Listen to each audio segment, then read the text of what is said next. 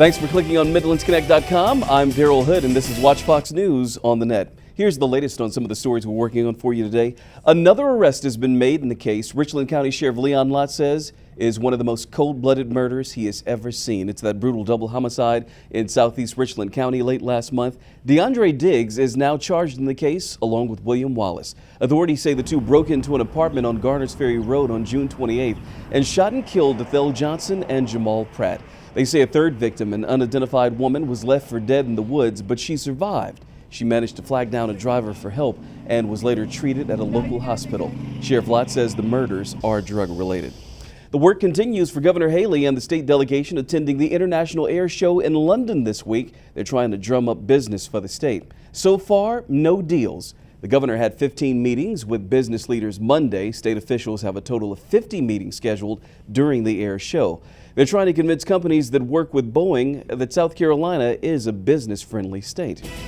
The threat of severe weather lingers across the Midlands, and pack some patience because that's expected to be the case all day long.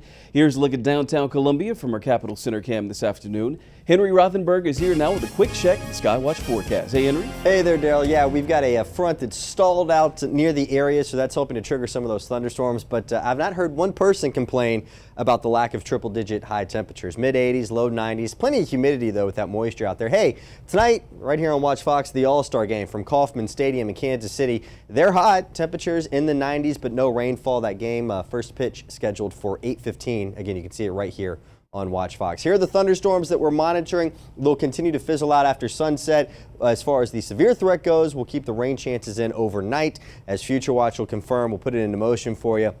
And then we'll see more chances firing up, especially with the afternoon heating tomorrow. I'll have more for you, of course, tonight after the All-Star game. Thank you, Henry. A local politician is helping folks in his community beat the heat. State Representative Bakari Sellers donating more than 60 fans to seniors at the Bamberg County Office on Aging, and he used his own money to buy them. A little more than $1,000. The fans will go to seniors in Bamberg, Barnwell, and Colleton counties that are at risk for heat-related illness. And that's it for this edition of Watch Fox News on the Net. We'll continue to update the latest news and weather right here on MidlandsConnect.com. And be sure to join us tonight for Watch Fox News after the All-Star game.